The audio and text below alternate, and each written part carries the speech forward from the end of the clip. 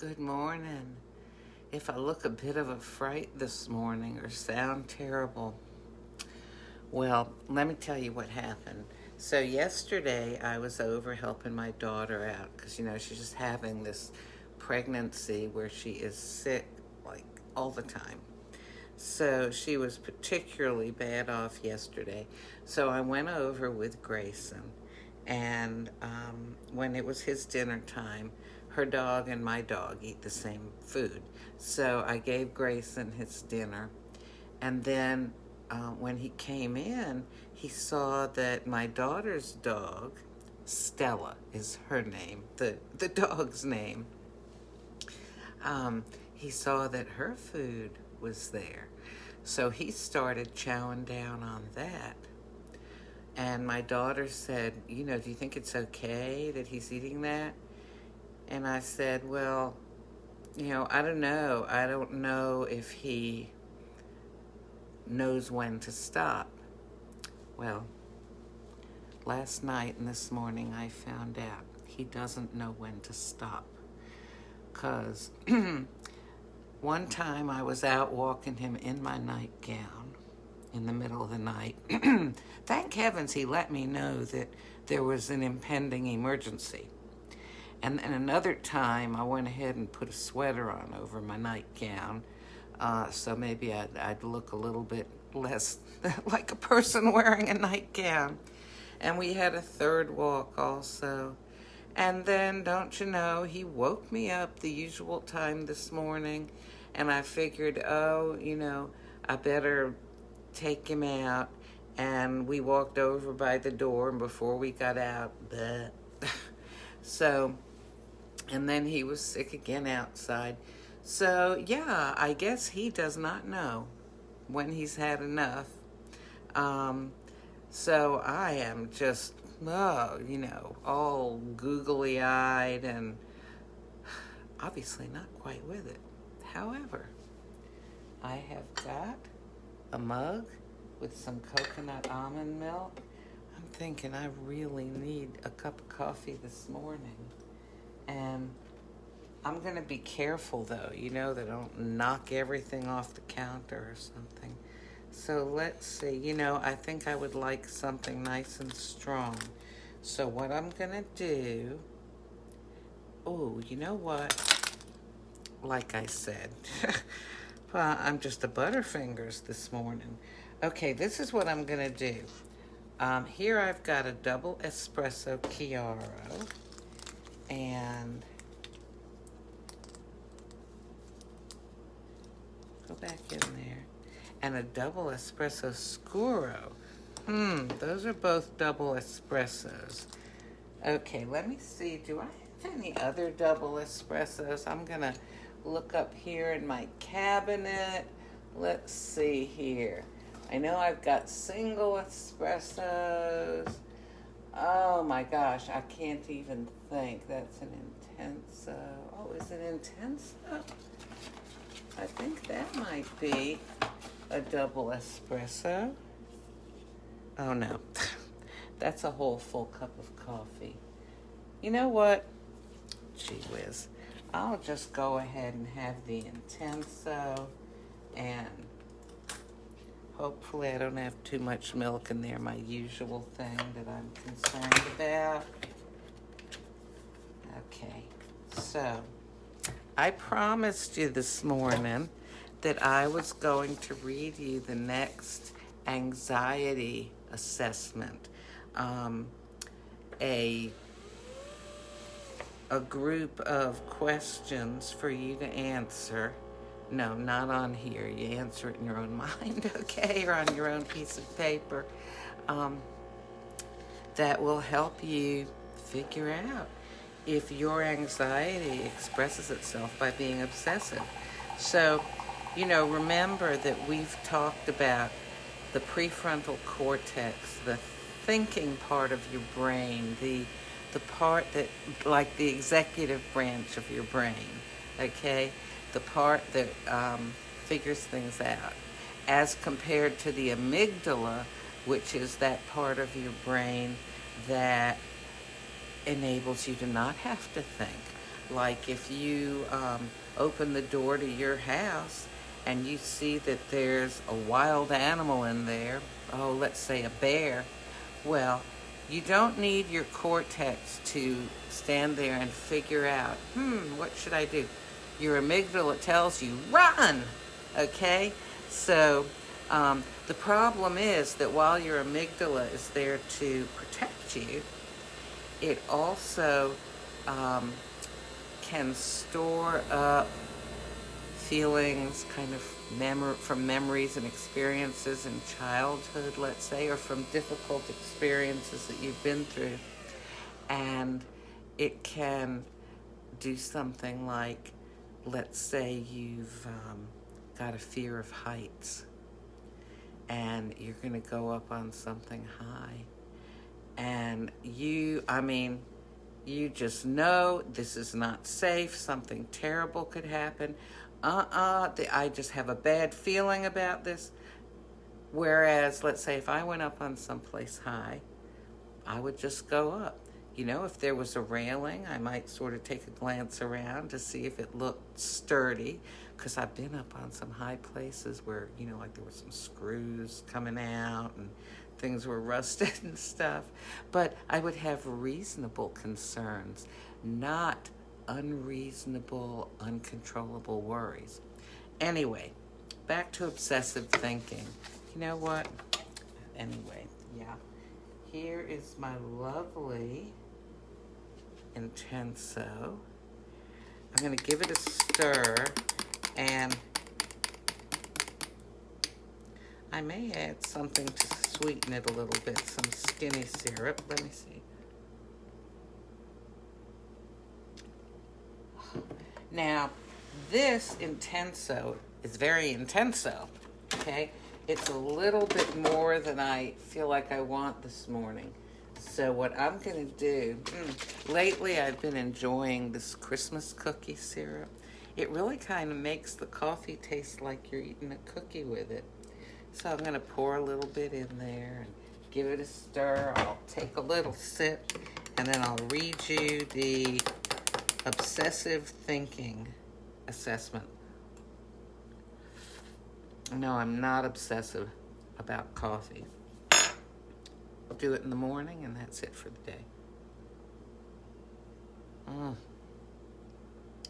my goodness.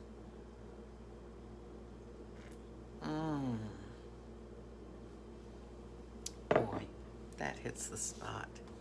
All right. Obsession, or holding on to certain thoughts or behaviors. Another way in which the cortex can increase your anxiety is when it won't let go of a certain idea or behavior. A person can feel compelled to think about something or to carry out a certain behavior. When this happens, the individual feels preoccupied with a particular situation and can't stop thinking about it. With compulsions, someone might find that all right, hang on. I seem to be having trouble reading these things, don't I? With compulsions, someone might find that they repeatedly are engaging in a specific behavior. Actually, they left a word out, which gives them temporary relief, but which they feel they must perform over and over. So if you find yourself preoccupied with certain thoughts or compulsions and you have trouble getting past them, this is definitely a problem that arises from the cortex pathway.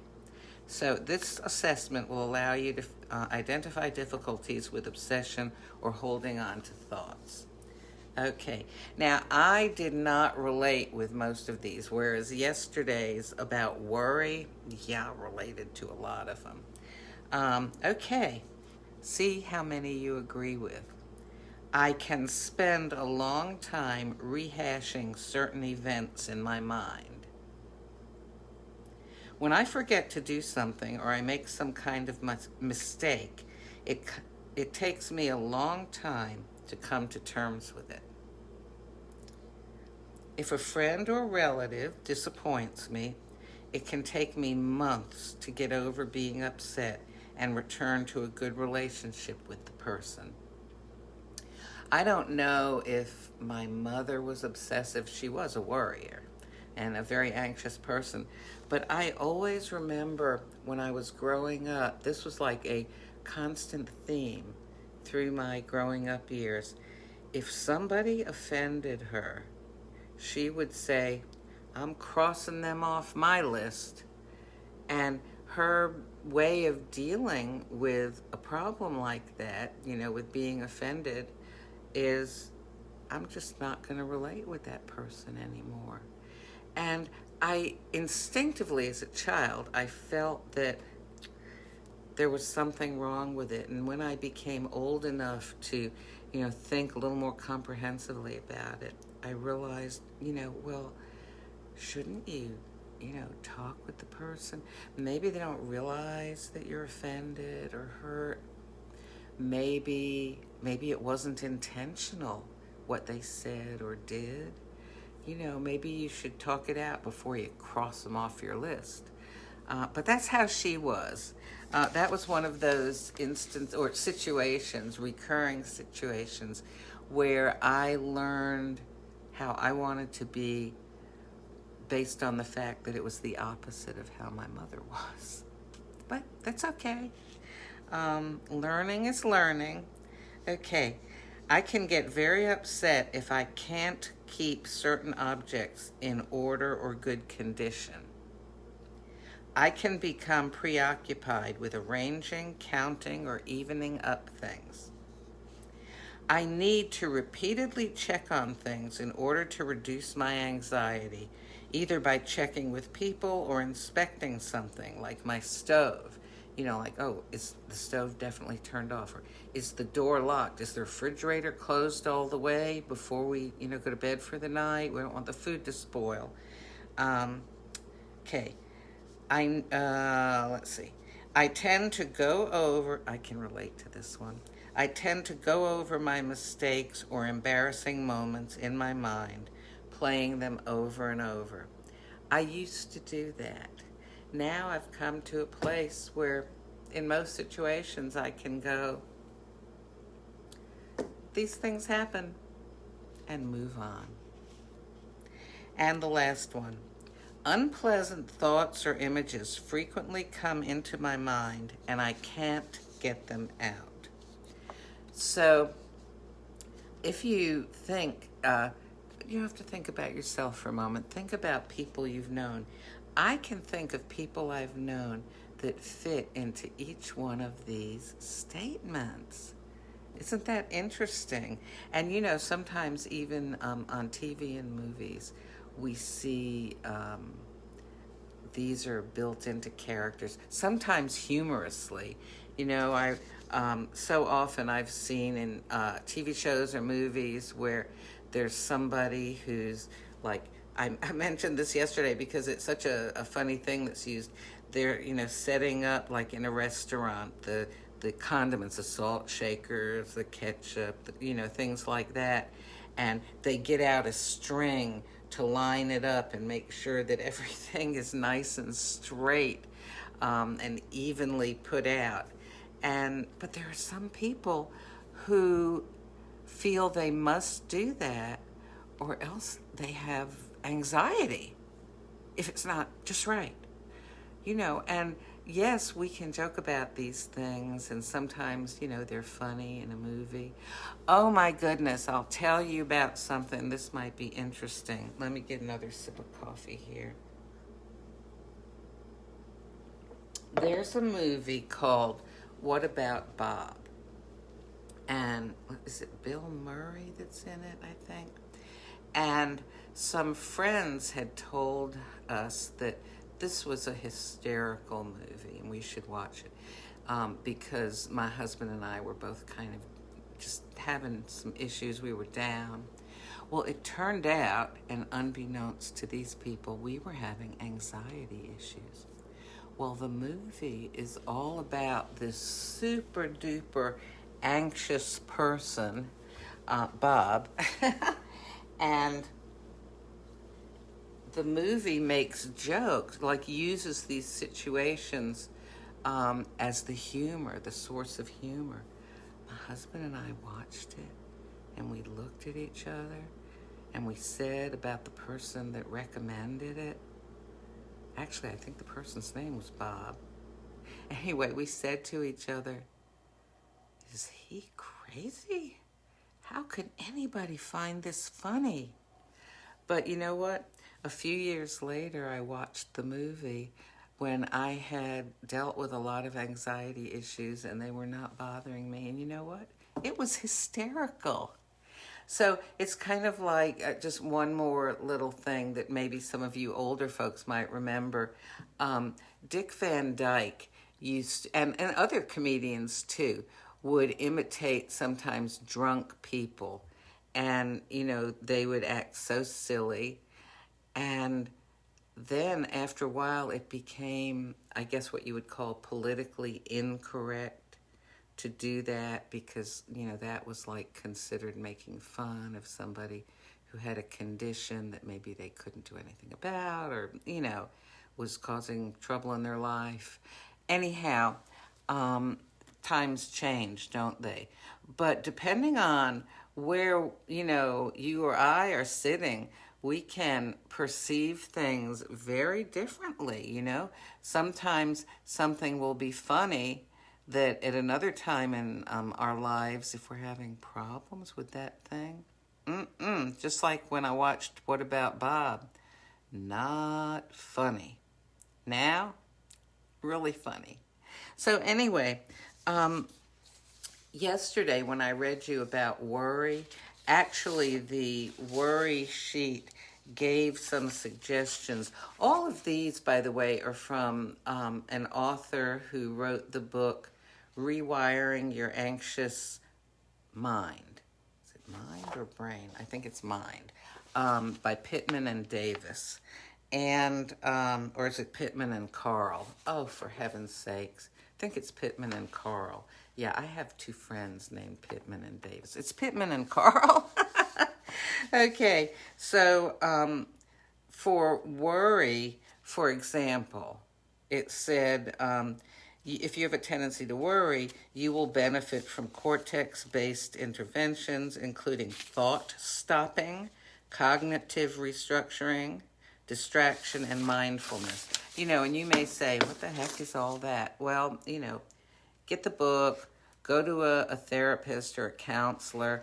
The counselor I see deals with cognitive behavioral therapy, which kind of goes back to try to figure out when did you first feel this, you know, way that is now causing you anxiety. You know, what was it in the situation that happened that started that off? Anyhow, so for today, for obsessive thinking, it says if you agreed with many of these statements, obsessive thinking may be the source of your anxiety, and you may benefit from thought stopping and distraction.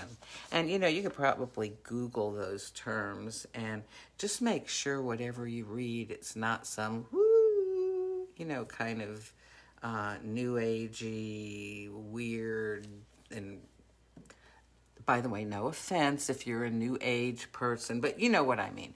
Try to find something that seems sensible and evidence-based, backed up by science as much as possible, by respected authors and all that.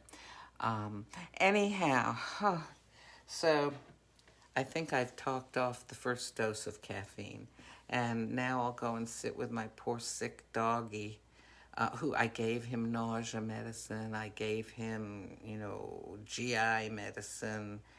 For those of you in another country, GI is gastrointestinal, mostly the end of his gastrointestinal tract. And, yeah, hopefully he'll start feeling better.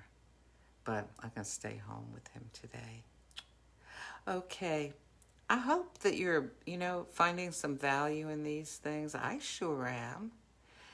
You know, especially to realize, oh golly, if I do something dumb, like maybe on one of these videos, if I say something and then later I'm listening and I go, I can't believe I said that. Oh my gosh. I know that if I am obsessing over it, I keep, running over and over and over it in my mind. I need to do something about that, because that is going to trigger or ignite anxiety in me. And I don't need any more anxiety, and neither do you. Okay, God bless you. I hope you have a good day and that you are working on making healthy changes in your life to have a better life and to make it a better world by making a better you.